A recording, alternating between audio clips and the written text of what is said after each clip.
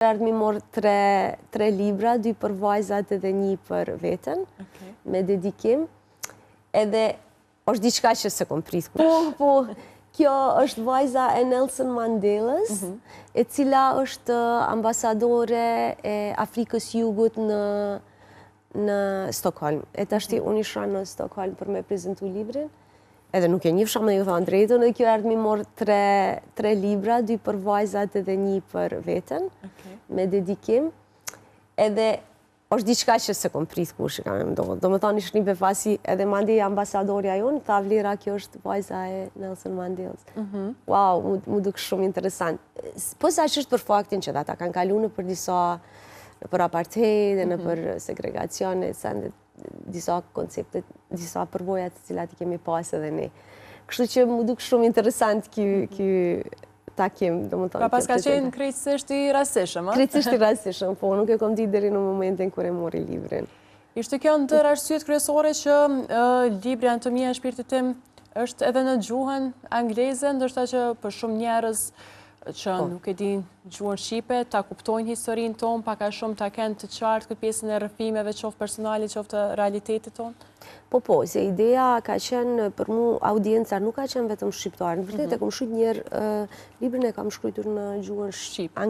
Jo, në angleze njerë, pasta në gjuhën shqipe. Ndoshta pse dhe gjuha mu më ka leju me pas një distancë emocionale, ma ka kriju një farë vakumi që ndoshta më ka leju me u shpreh ma letë emocionalisht. Por po, ideja ka qenë që ky rrëfim të shkoj jashtë Kosovës, mos jetë vetëm në Kosovë. Do më thënë, të ketë disa audienca, me thënë, disa lloje të lexuesve, jo vetëm një. Se është kompleks, nuk është vetëm një rrëfim. Unë këtu bëj edhe një lloj kërkimi shpirtëror, shtroj edhe shumë pyetje për jetën, ndoshta pyetje shumë ekzistenciale. Mundohem ta kuptoj pse si ndihet një njeri, për shembull si jam ndi unë në momente të caktuara të jetës time, në luftë ose pas luftës, është edhe periudha e pas luftës, me prezencën ndërkombëtare etj. Ka shumë dimensione, mendoj, nuk është vetëm një përshkrim, është edhe një kërkim përmes shumë pyetjeve të cilat disa gjej përgjigje, disa ende nuk kam gjetur përgjigje. Çka pikërisht përmban ky libër? Tregua që ka edhe për pjesën e rrëfimeve të periudhës së luftës, por edhe atyre pas luftës. Si jeni mundu ndoshta me i përmbledh gjitha ato emocione dhe gjitha ato ndoshta që i keni pas në mendjen tuaj në ato?